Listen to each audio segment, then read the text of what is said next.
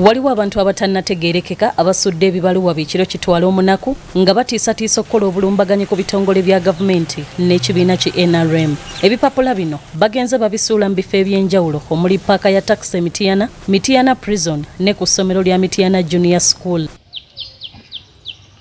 Ebipapula bino bireesewo obweraliikirivu mu batuuze ssaako n'abakulembeze mu munisipaali y'e Mityana. N'ebipapula bino olwasuuliddwa basitukidde mutusaba security, poliisi, amagye, prison mwegatte mutandika patrolling ekiro Mityana tebenkere. Okusinziira ku batuuze bano, olumaze okusuula ebipapula mu bifo eby'enjawulo, bagenze ku ssomero lya gavumenti erya Mityana Junior School ne bookya n'entebe z'essomero. Akulira essomero lino Seguya Wilberforce ategeezezza nti bano okwokya entebe z'essomero babadde beeyambisa ebipapula n'enku ebibadde ku ssomero. Kati akadomola ne kayiika n'amafuta ne gayiika wansi n'eggoni entebe ne zigana okukola ki kwata omuliro.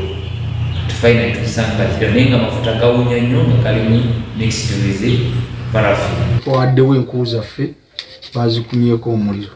Endowooza babadde bantu abatalina kigendererwa era abanoonyeza ebyabwe. Abakulembeze basabye poliisi eveeyo bategeeze ku mbeera eno basobole okugyegattako bakolere wamu nabo okulaba nga bafuna engeri y'okwerwanako n'okusigaza obulamu.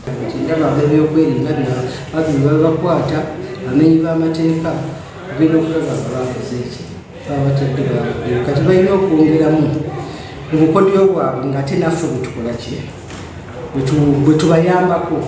Ddala ddala baba basuula ebipapula ebyo ani gwe baakutte.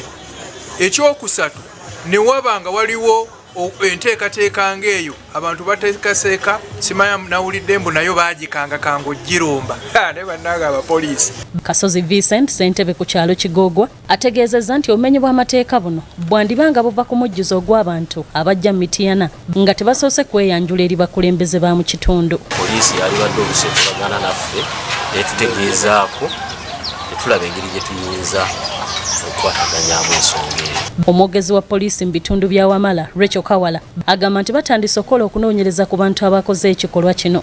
Tutaddemu amaanyi okulaba nga tulwanyisa abakoze ebintu ebyo. Tutandise ebikwekweto nga